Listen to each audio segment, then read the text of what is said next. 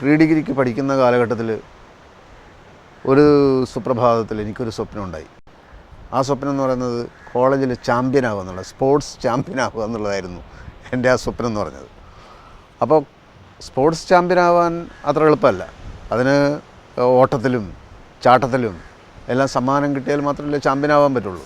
അങ്ങനെ വിവിധ ഇനങ്ങളിൽ നമ്മൾ വിജയിക്കണം, ഒന്നാം സ്ഥാനം നേടണം. അങ്ങനെയാണ് കോളേജിൽ സ്പോർട്സ് ചാമ്പ്യനാവുക. അങ്ങനെ ആ ആഗ്രഹം ഇങ്ങനെ മനസ്സിൽ ഉദിച്ചപ്പോൾ അതേപോലെ പ്രീ ഡിഗ്രിക്ക് പഠിക്കുന്ന കണ്ണൂരിലുള്ള ഒരു ബാലൻ എന്ന് പറയുന്ന ആളും വടകരക്കടുത്ത് കക്കട്ടിൽ എന്ന് പറയുന്ന സ്ഥലത്തുള്ള ശ്രീധരൻ എന്ന് പറയുന്ന വേറൊരു സുഹൃത്തും എല്ലാവരും പ്രീ ഡിഗ്രിക്ക് പഠിക്കുകയാണ്.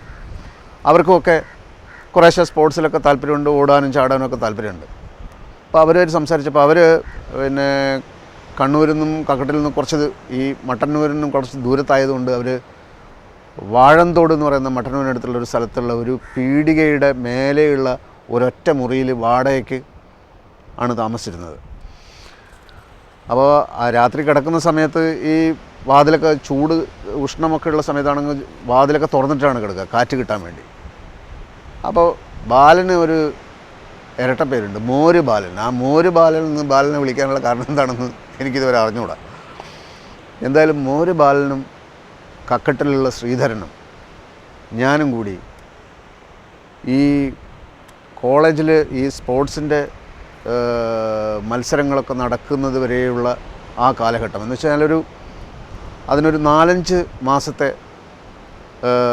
മാസം കഴിഞ്ഞിട്ടാണ് അതുണ്ടാവുക. അപ്പോൾ ആ 4-5 മാസം കഠിനമായ ഓട്ടവും ചാട്ടവും പരിശീലിക്കാം എന്ന് തീരുമാനിച്ചു. അങ്ങനെ തീരുമാനിച്ചിട്ട് ശ്രീധരനും ഞാനും കൂടി അങ്ങ് തീരുമാനിച്ചു. അപ്പോൾ ബാലനും ശ്രീധരനും പറഞ്ഞു, അപ്പം നീ വീട്ടിലാണ് താമസിക്കുന്നത്. അപ്പം ഞാൻ എൻ്റെ അമ്മയുടെ വീട്ടിലാണ് താമസിക്കുന്നത്. അപ്പോൾ അവിടെ നിന്ന് രാവിലെ നമ്മളിപ്പം എഴുന്നേക്കുക എന്ന് പറഞ്ഞാൽ ഞങ്ങളെ സംബന്ധിച്ചിടത്തോളം അലാറം ഒന്നുമില്ല, ക്ലോക്കൊന്നുമില്ല. വീട്ടിലാകുമ്പോൾ നിനക്ക് അതൊക്കെ ഉണ്ടല്ലോ. നീ ഒരു കാര്യം ചെയ്യും, 4 മണിക്ക് അലാറം വെച്ച് എഴുന്നേറ്റിട്ട് നേരെ ഇവിടത്തേക്ക് നടന്നു വരാം. ഒരു 3 ഫർലോങ് ദൂരത്താണ് ഇവർ താമസിക്കുന്ന, എൻ്റെ വീടിൻ്റെ അടുത്ത് 3 ഫർലോങ് ദൂരെയാണ് ഇവർ താമസിക്കുന്ന ഈ പീടികയുടെ മേലെയുള്ള താമസ സ്ഥലം എന്ന് പറയുന്നത്. അങ്ങനെ ഞങ്ങളെല്ലാം ചട്ടം കെട്ടി രാവിലെ 4 മണിക്ക് അലാറം വെച്ച് ഞാൻ എഴുന്നേറ്റു. അങ്ങനെ ശ്രീധരനും ബാലനും കിടക്കുന്ന മുറിയിലേക്ക് ഞാൻ ചെന്നു. അപ്പോൾ വാതിൽ തുറന്നിട്ടിരിക്കുകയാണ്. അതിന് വാതിലിന് തട്ടേണ്ട കാര്യമൊന്നുമില്ല. അങ്ങനെ ബാല, ശ്രീധര ബാല എന്നിങ്ങനെ ഞാൻ വിളിച്ചു. അപ്പോൾ അവരിങ്ങനെ ഉറക്കത്തിൽ എന്ന് ചോദിച്ചിട്ടുണ്ട്. ഞാൻ പറഞ്ഞു ഞാൻ ശ്രീനിവാസനാണ്. ശ്രീനിവാസൻ എന്ന് ചോദിച്ചു അവർ. ഞാൻ പറഞ്ഞു ബാല, നമ്മൾ ഓടണ്ടേ, നമ്മൾ സ്പോർട്സ് ചാമ്പ്യൻ അല്ല, ഉറങ്ങുന്ന നേരത്തിലാണല്ലോ എന്ന് പറഞ്ഞിട്ട് എന്തൊക്കെയോ പിച്ചും പേയും പറയാൻ തുടങ്ങി. അപ്പോൾ ഞാൻ പറഞ്ഞല്ല, ഞാൻ ഓടുന്നു എന്ന് പറഞ്ഞിട്ട് എന്നെ ചീത്ത വിളിക്കാൻ തുടങ്ങി. അങ്ങനെ കുറേ നേരം പരിശ്രമിച്ചിട്ട് ഇവർ ഉറക്കത്തിൽ നിന്ന് എഴുന്നേൽക്കുന്നില്ല. പിറ്റേ ദിവസം കോളേജിൽ വെച്ച് കണ്ടപ്പം ഞാൻ പറഞ്ഞു, എന്ത് പണിയാണ് നിങ്ങൾ ചെയ്തത്? 4 മണിക്ക് ഞാൻ വന്നിട്ട് അലാറം വെച്ച് നിങ്ങളെ വന്ന് വിളിച്ചപ്പോൾ നിങ്ങൾ എന്നെ ചീത്ത പറഞ്ഞു, വഴക്ക് പറഞ്ഞു, ഞങ്ങൾക്ക് ഉറങ്ങണ്ടേ, എന്ത് സ്പോർട്സ് ചാമ്പ്യൻ എന്നൊക്കെ നിങ്ങൾ എൻ്റെ അടുത്ത് ചോദിച്ചില്ല. അപ്പോൾ ഇവരെൻ്റെ അടുത്ത് ഭയങ്കരമായിട്ട് സോറി പറഞ്ഞു, ക്ഷമിക്കണം, ഞങ്ങൾക്ക് അങ്ങനെ ഒരു അബദ്ധം പറ്റിയതാണ്, നാളെ രാവിലെ നീ കൃത്യം 4 മണിക്ക് വന്നേക്കെന്ന് പറഞ്ഞു. അങ്ങനെ പിറ്റേ ദിവസം രാവിലെ 4 മണിക്ക് ഞാൻ അലാറം വെച്ച് ഉണർന്നു. അവിടെ ചെന്നു. അപ്പോൾ ഇങ്ങനെ വിളിച്ചു, ബാല, ശ്രീധര. ഇത് പഴയതുപോലെ തന്നെ ചോദ്യം. അത് ഞാൻ ശ്രീനിവാസൻ, ശ്രീനിവാസൻ. അത് നമ്മൾ ഓട്ടം അങ്ങനെ കുറച്ചു നേരം വിളിച്ചപ്പോൾ ഈ ശ്രീധരൻ എന്ന് പറഞ്ഞവൻ ഇരുട്ടിൽ വെളിച്ചമൊന്നുമില്ല, ഒറ്റ ചവിട്ടാണ്. ഞാൻ ഇരുന്നിട്ട് ഇങ്ങനെ വിളിക്കായിരുന്നു, അവർ പായിലാണ് കിടക്കുന്നത്. ആ ചവിട്ടിൽ ഞാൻ മലന്നടിച്ച് വീണു. അപ്പോൾ എനിക്ക് സ്പോർട്സ് ചാമ്പ്യൻ ആവണ്ടെന്ന് എനിക്ക് ആ സമയത്ത് തോന്നി. പിറ്റേ ദിവസം ഞാൻ ഇവരോട് മിണ്ടാൻ പോയില്ല. ഇവർക്ക് മനസ്സിലായി അന്ന് എന്തൊക്കെയോ അനിഷ്ട സംഭവങ്ങൾ എന്നെ ചവിട്ടിയതൊക്കെ ചെറിയ ഓർമ്മയിലുണ്ടാവണം. എന്നോട് വന്നിട്ട് പിന്നെയും സോറി പറഞ്ഞു, ക്ഷമിക്കണം, അങ്ങനെയാണ് ഇങ്ങനെയാണെന്നൊക്കെ പറഞ്ഞിട്ട്. ഇതേപോലെ 4 ദിവസം ആവർത്തിച്ചു എന്നുള്ള. ഇവർ സോറി പറഞ്ഞു, എന്നോട് ചെല്ലാൻ പറഞ്ഞു, ഞാൻ വീണ്ടും ചെല്ലും. എന്നെ തല്ലിയില്ല എന്ന് മാത്രമല്ല, അവസാനം ഞാൻ ഇവരായിട്ട് ഭയങ്കരമായിട്ട് വഴക്കായി. അങ്ങനെ അവർ പറഞ്ഞു, ഇല്ല, ഇനി നമ്മളൊരു തീരുമാനം എടുത്താൽ നമ്മൾ എന്ത് വന്നാലും പ്രാക്ടീസ് ചെയ്യുന്നു എന്ന് പറഞ്ഞിട്ട് ഒരാഴ്ചത്തെ ഇടവേളയ്ക്ക് ശേഷം ഞങ്ങൾ ഓടാൻ തുടങ്ങി. ഓട്ടം എന്ന് പറഞ്ഞു കഴിഞ്ഞാൽ മരണ ഓട്ടമാണ്. ഏകദേശം ഒരു 5-10 കിലോമീറ്റർ രാവിലെ എഴുന്നേറ്റ് ഓടും. അപ്പോൾ കുറച്ച് ദിവസങ്ങൾ കഴിഞ്ഞപ്പം ഞങ്ങൾ ആ നാട്ടിലൊക്കെ പ്രസിദ്ധരാകാൻ തുടങ്ങി.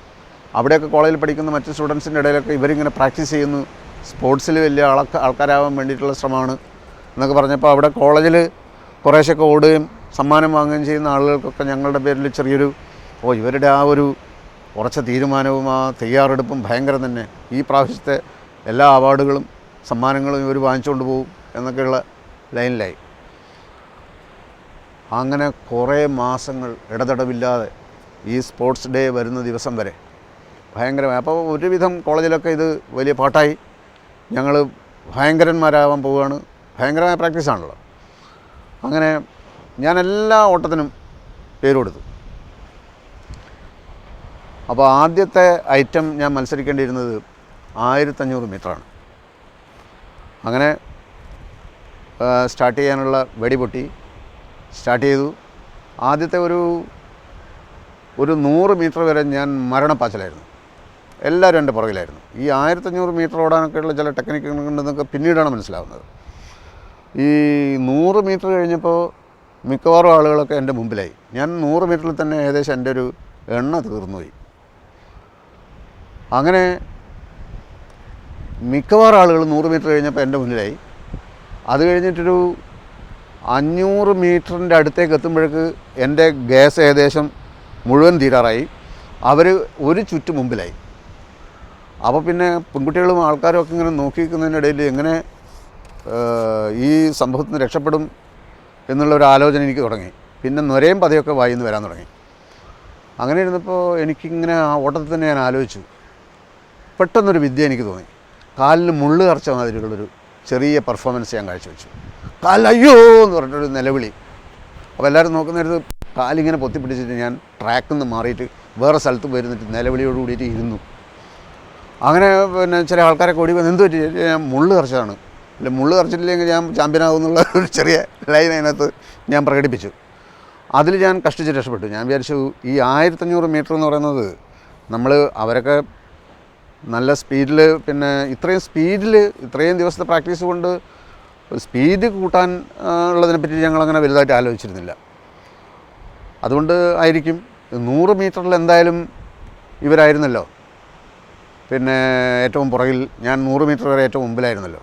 അപ്പോൾ 100 മീറ്ററാണ് ശരിക്കും പറഞ്ഞാൽ ചാമ്പ്യൻ എന്ന് പറയുന്ന ആളുടെ ശരിയായ ഐറ്റം എന്ന് ഞാൻ മനസ്സിലാക്കിയിരുന്നു. ലോകത്ത് തന്നെ ഇപ്പം പല ആൾക്കാരും 100 മീറ്റർ എന്ന് വെച്ചാൽ വലിയൊരു സംഗതിയാണ്. 9 പോയിൻറ്റ് സംതിങ് ആണ് 100 മീറ്ററിൽ ചാമ്പ്യൻഷിപ്പ് റെക്കോർഡ് എന്നൊക്കെ പറയുന്നത്. 9.97 അങ്ങനെ എന്തോ ആണ്. അപ്പോൾ 100 മീറ്ററിൽ പിടിക്കാമെന്ന് വിചാരിച്ചു. അങ്ങനെ 100 മീറ്ററിൽ ഞാൻ പങ്കെടുത്തു. 100 മീറ്റർ സ്റ്റാർട്ട് ചെയ്യാനുള്ള വെടിപൊട്ടി. ഞാൻ സ്റ്റാർട്ട് ചെയ്യുമ്പോഴേക്കും മിക്കവാറും ആൾക്കാർ 100 മീറ്ററിൽ എത്തിക്കഴിഞ്ഞിരുന്നു. ഞാനതിങ്ങനെ ആലോചിച്ച് 100 മീറ്ററിലേക്ക് എത്താൻ വേണ്ടി, ഫസ്റ്റ് പ്രൈസിലേക്ക് കുതിക്കാൻ വേണ്ടി ആലോചിച്ച് 2 സ്റ്റെപ്പ് വെക്കുമ്പോഴേക്കും ഞാൻ നോക്കുമ്പോൾ മുഴുവൻ ആൾക്കാർ 100 മീറ്റർ എത്തിക്കുക. ആരൊക്കെ 1 സമ്മാനം ഇതൊക്കെ കൊണ്ടുപോയി. അങ്ങനെ ഈ സംഭവത്തിന് ശേഷം ഈ സ്പോർട്സിലുള്ള പരിശ്രമം അത്ര നല്ലതല്ല എന്നെനിക്ക് തോന്നി. അങ്ങനെ ഞാൻ സ്പോർട്സ് മതിയാക്കി.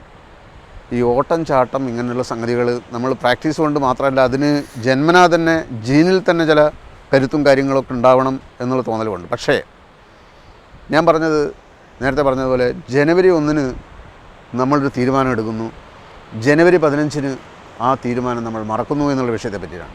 ചിലപ്പോൾ അന്ന് ഞാൻ പിന്മാറാതെ ഇതൊരു എൻ്റെ ഒരു ജീവിത ലക്ഷ്യമായി ഞാൻ എടുത്തിരുന്നുവെങ്കിൽ, സ്വയം സ്പോർട്സിൽ ഞാൻ എന്നെ സമർപ്പിച്ചിരുന്നുവെങ്കിൽ, ഒരു സ്പോർട്സ് ചാമ്പ്യനാവുക എന്ന സ്വപ്നം, ഉറച്ച തീരുമാനം ഞാൻ എടുത്തിരുന്നുവെങ്കിൽ തീർച്ചയായും ഞാൻ ചിലപ്പോൾ ഒരു സ്പോർട്സ് ചാമ്പ്യനായേനെ. ആ തീരുമാനം എടുക്കാൻ സാധിക്കാത്തതാണ് പലപ്പോഴും വിജയത്തിൽ നിന്ന് നമ്മളെ പുറകോട്ട് വലിക്കുന്നത്.